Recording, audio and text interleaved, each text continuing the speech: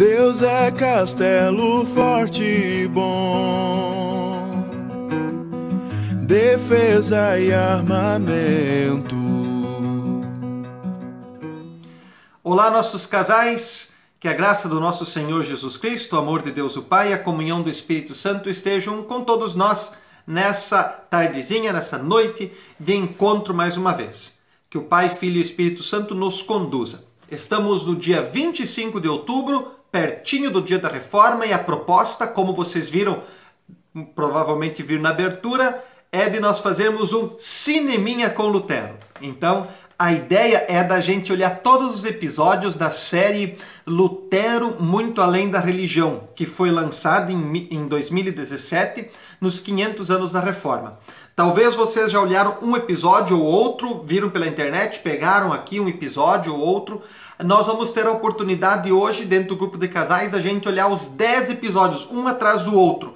E isso nos traz uma sequência assim, bem interessante de como a Reforma foi importante para realmente abrir as portas da Idade Moderna, para a gente ser o que é hoje, como sociedade e como igreja também. Então, nessa série Lutero Muito Além da Religião, a série já diz, além de igreja, a Reforma foi importante no nosso entendimento sobre educação, sobre família cristã, sobre o valor das mulheres, sobre ética da responsabilidade, sobre infância, juventude. A Reforma nos trouxe vários entendimentos que hoje fazem parte do nosso entendimento de sociedade moderna.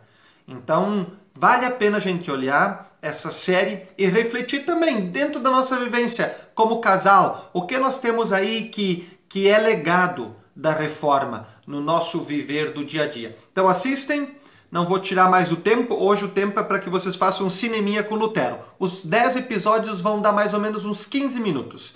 E que o Espírito Santo também nos motive a enxergarmos sempre a vida diferente a partir desse momento da Reforma Protestante. E aprendermos um pouquinho sobre o que nós temos delegado daquele tempo. Então, Lutero Muito Além da Religião, cineminha com Lutero. Se quiserem dar uma pausadinha do vídeo, podem fazer uma pipoca e depois continuar assistindo, certo? Fiquem com Deus aí, no final a gente vai fazer uma oração. Alemanha, século XVI. Um homem chamado Lutero começava a contestar o poder e as ações da Igreja Católica. Estava começando a reforma que mudaria o mundo.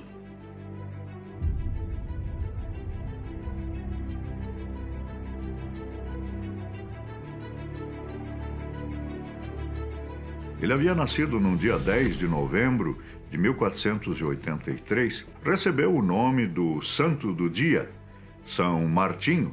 Então vocês têm os pais de Martin, João e Margarida. E o pai quis programar o filho para que o filho viesse a ser alguém na vida. Ele foi então para a cidade universitária de Erfurt e lá começou a fazer os seus estudos. Até que num período de férias, ao voltar para casa, se viu envolvido num temporal e ele se jogou ao chão apavorado e invocou Santa Ana, gritando: "Santa Ana, ajuda-me e eu serei monge." Numa época em que pestes dizimavam populações inteiras, o medo da morte de um Deus implacável e intolerante com os pecados atormentava os cristãos. Como sobreviver a esse Deus? A igreja da época oferecia uma solução.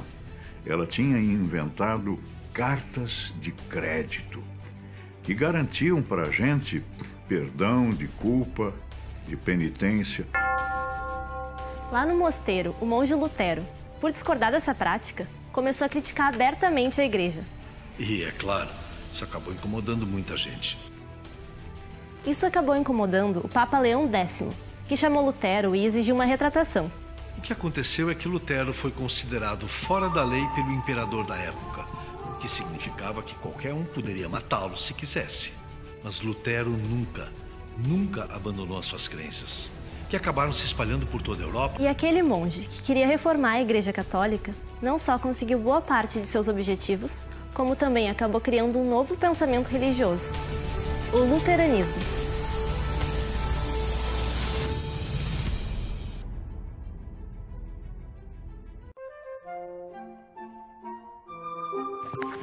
Assim como defendia o acesso de todo cidadão à Bíblia, para que cada um pudesse interpretá-la conforme sua consciência, Lutero também acreditava que todos poderiam falar com Deus, só que sem intermediários. Essas coisas também são legais de botar lá. Então eu não preciso mais comprar carta de crédito. Eu não preciso mais de intermediários para falar com Deus. Ele acredita que Deus desce à terra como Jesus e entra em contato direto com as pessoas. Nos dias de Lutero, igreja é uma instituição hierárquica, onde há papa, imperadores, bispos e um grande público, o povo simples, que assiste à Divina Comédia. e se Deus entra em contato direto com as pessoas também podem fazer o mesmo e falar direto com Ele. E de graça. Nesse contexto, uma única palavra fazia todo sentido para Lutero. O advérbio somente é fundamental, né? Aqui tem uma radicalidade no afirmar, né? Somente o Cristo. É por isso também que Lutero não considerava os santos como intermediários para falarmos com Deus, assim como padres, bispos, cardeais e o Papa. Bom, aí dá para imaginar que literalmente fechou o tempo entre Lutero e a igreja.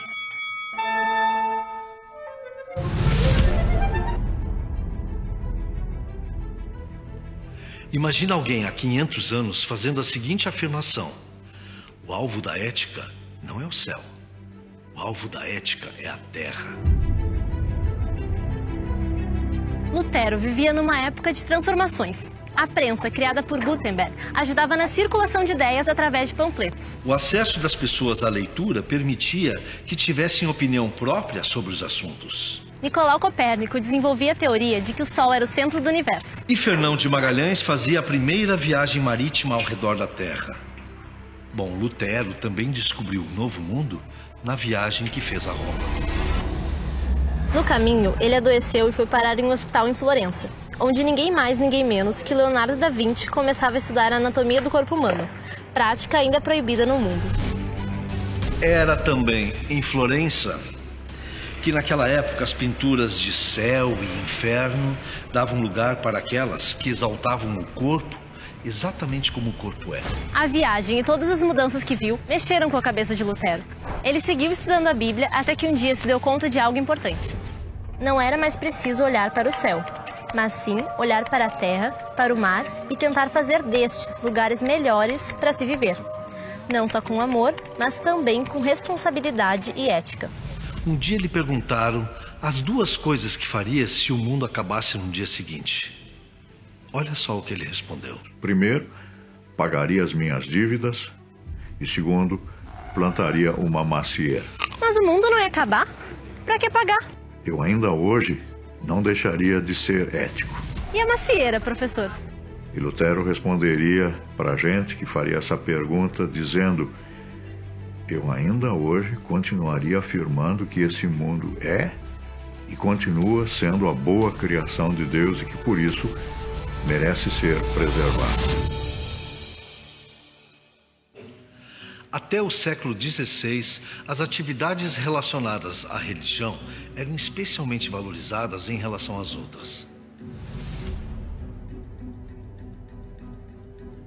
Lutero vai inverter essa coisa e dizer que a nossa profissão é o lugar onde Deus nos colocou para nós servirmos a Ele e ao próximo dentro do nosso mundo. Há 500 anos, acreditava-se que apenas monges, monjas e sacerdotes tinham seu lugar garantido no céu por meio de seu trabalho religioso. Só que Lutero tinha outra ideia. Se Deus desceu, se Deus entrou na nossa realidade, Qualquer indivíduo poderia servir a Deus sendo um bom profissional em qualquer profissão que escolhesse. Naquela época, a grande maioria dos jovens acabava seguindo a profissão do pai, independentemente de terem ou não vocação para isso. Aliás, antigamente, quando se falava em vocação, se pensava apenas em vocação religiosa. Adivinha quem quebrou isso? Ele mesmo. Lutero até criou uma palavra em alemão, Beruf. Como é que é? Beruf, que traduzido para o português significa duas palavras, vocação e profissão. Ou seja, A minha profissão é a minha vocação, é o lugar para o qual Deus me chamou.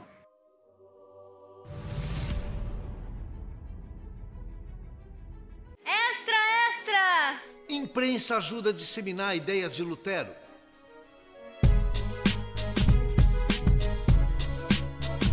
João Gutenberg havia inventado a imprensa. E a partir da imprensa Vão surgir editores. vão surgir gráficas, Vão surgir livrarias, onde vão ser impressos livros e outros tipos de material gráfico, assim como panfletos. que são distribuídos para que ideias se propaguem mais rapidamente. Mais de 100 anos depois da invenção da imprensa, Lutero produzia inúmeros textos. Questionava a Igreja Católica sobre as cartas de crédito vendidas para que os cristãos pudessem pagar pelos seus pecados. Literalmente pagar em dinheiro. E aí, livreiros e gráficos de toda a Europa se interessavam por esses textos e os publicavam. Dá para dizer que a grande aliada de Lutero e sua reforma foi a imprensa. Ela publicava, por exemplo, também os novos hinos que ele estava trazendo. De um lado, uma população que está começando a se interessar por ler e escrever e que canta as canções de Lutero. De outro, um homem escrevendo incansavelmente sobre suas ideias. Dá para dizer que a reforma foi de vento em popa. Eu vou deixar o professor completar. E sem a imprensa, as ideias de Lutero jamais teriam sido divulgadas. Ela é fundamental para nós podermos entender a reforma luterana e seus progressos.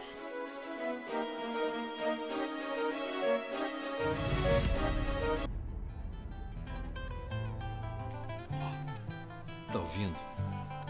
Essa foi uma das grandes paixões da vida de Lutero, a música.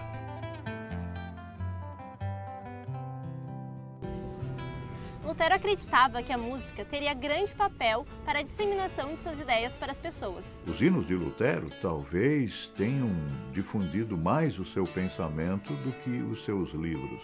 Esses livros com os hinos de Lutero eram impressos numa época bem propícia. Afinal, as pessoas estavam começando a se interessar em ler e escrever e cantar. Tá, professor, mas Lutero só escrevia ou sabia tocar alguma coisa? Lutero tocava instrumentos. O seu preferido era o alaúde, aquele violão barrigudo, mas ele também tocava flauta transversa. É importante que se diga que Lutero também criou um novo gênero musical. Deixa eu adivinhar. Sertanejo luterano? Não? Já sei, batidão do Lutero. Também não. Não. Lutero é o criador, juntamente com outros colaboradores, do chamado canto coral. E sabe quem foi o mais importante músico e criador desse novo canto coral? Se chama Johann Sebastian Bach, Que no Brasil fala Bach. Bach? cuja obra nós conhecemos principalmente a partir de Jesus, Alegria dos Homens. A marca de Lutero nessa arte foi além da música sacra. Uma peça coral de sua autoria foi incorporada à flauta mágica de Mozart.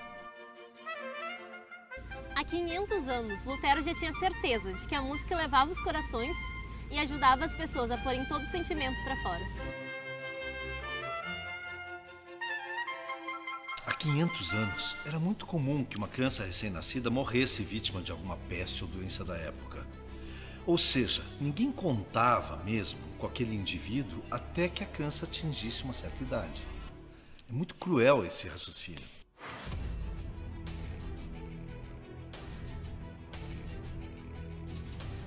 Mas isso começou a mudar, depois que um fato marcou para sempre a vida de Lutero. Sua filha Madalena morre com 13 anos de idade.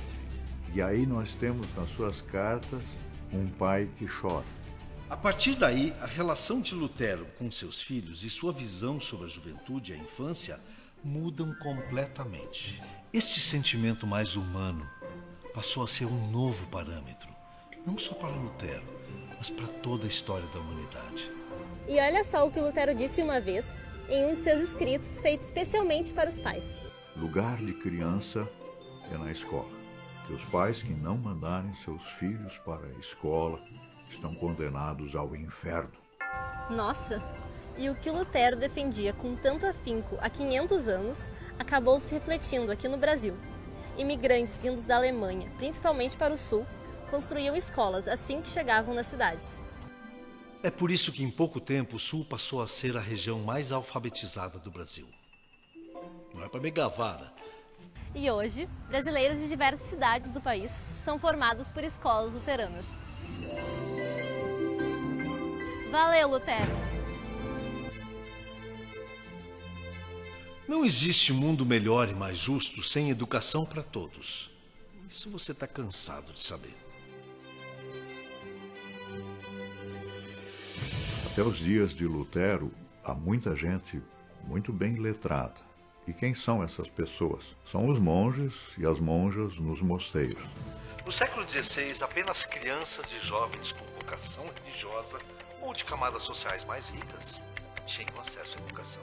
Lutero vai querer que a educação não seja somente uma coisa para fins religiosos, e por isso ele vai fazer a exigência da universalização do ensino. Defendia que a educação fosse para todos, incluindo pobres e meninas, que na época eram excluídas. Ele vai exigir também que para as meninas existam figuras femininas que as ensinem. É a figura da professora que está começando há 500 anos atrás. Lutero queria que as escolas ensinassem outras matérias, como alemão, grego, geografia, história e matemática. Também defendia uma educação mais lúdica. Ele queria que as crianças aprendessem brincando. Adivinha o que mais ele exigia dos governantes da época? Cada vez que se gastar um florim com armamentos, a gente deve gastar 100 florins com a educação. Hoje, muitos destes ideais são uma realidade no mundo inteiro e fazem parte da educação de milhões de pessoas.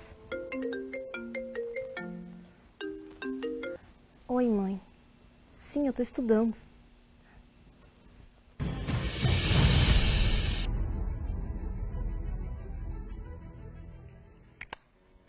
Se ainda hoje, e com muita luta, as mulheres estão começando a conquistar os seus direitos, imagine como era no século XVI.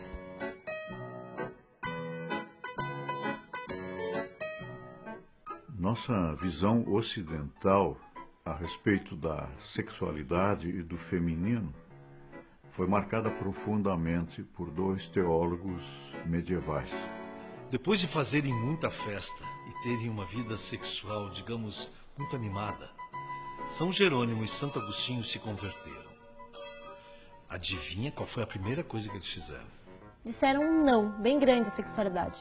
São Jerônimo estabeleceu, inclusive, degraus que mostrariam para a pessoa quais eram as possibilidades de ela ingressar nos céus. Por exemplo, um homem que queria ter 100% de certeza de que entraria no céu era fácil. Era abandonar o mundo e entrar para um mosteiro. Mas... para eles, a mulher que entrasse no mosteiro só teria 90% de chances de ingressar no céu. Sabe por que não teria 100%? Por causa da menstruação, que a tornava impura de 28 em 28 dias.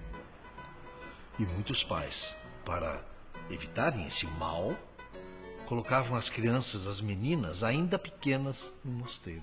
Mas cadê o Lutero para nos defender? Lutero vai colocar um não decidido, a possibilidade de o celibato colocar a pessoa num estado superior a outra que não é celibatária. Este não de Lutero ao celibato tem como consequência o esvaziamento dos mosteiros femininos e masculinos. Pois é. Os homens que deixavam os mosteiros conseguiam com facilidade atividade profissional, já a situação da mulher era mais complicada. A crítica de Lutero ao celibato e a sua opção pelo casamento mudaram os 500 anos da história da humanidade. A mulher passa a ser valorizada.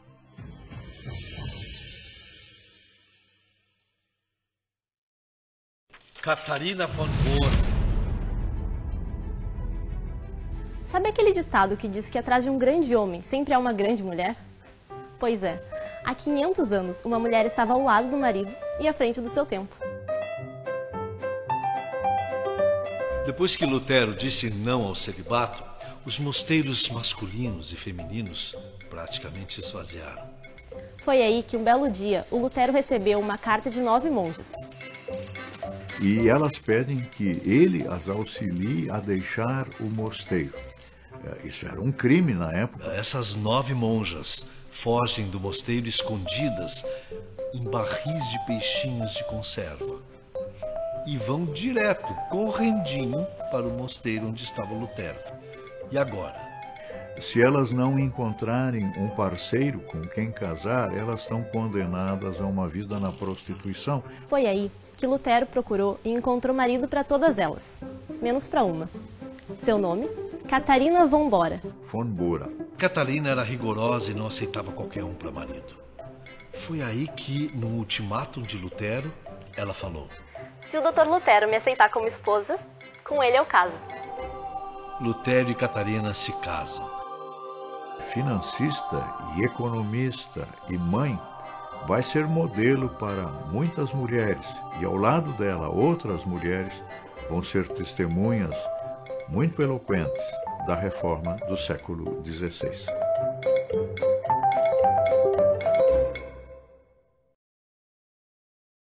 Então esse foi o Cineminha com Lutero. Até para mim, que já acompanhei desde o início essa série, desde 2017, foi muito aguardada essa série. Até eu, quando assisti os 10 episódios juntos, para mim foi diferente, porque daí tem uma sequência, a gente consegue assimilar até mais as coisas. Então, que vocês também possam ter se aprimorado, aprendido algo a mais sobre a Lutero, sobre a Reforma, com esse tema, com esses vídeos, certo? Vamos fazer nossa oração final? Senhor nosso Deus, nós te agradecemos também por sempre podermos aprender contigo. Como casal, Senhor, também pedimos que tu nos guardes, estejas conosco nesta noite de descanso e na semana que se inicia amanhã. Cuida de nós, da nossa relação e nos abençoa com a tua proteção, com a tua palavra e sabedoria. Isso pedimos em nome de Jesus Cristo, Ele que nos ensinou a orar, dizendo: Pai nosso que estás nos céus, santificado seja o teu nome. Venha o teu reino, seja feita a tua vontade, assim na terra como no céu. O pão nosso de cada dia nos dá hoje, e perdoa-nos as nossas dívidas, assim como nós também perdoamos aos nossos devedores. E não nos deixes cair em tentação, mas livra-nos do mal, pois teu é o reino, o poder e a glória para sempre. Amém. É isso, casais, e um bom domingo ainda, uma boa noite de domingo, uma boa semana de trabalho. Dia 31 nós temos culto da Reforma e vai ser no pavilhão, então estão todos também convidados a participar, tem bastante espaço. E a gente está se preparando para fazer um culto com um pouquinho mais de gente, já que o pavilhão nos propicia isso com o devido distanciamento. Certo? Um abraço e até sábado, então, se vocês toparem de participar.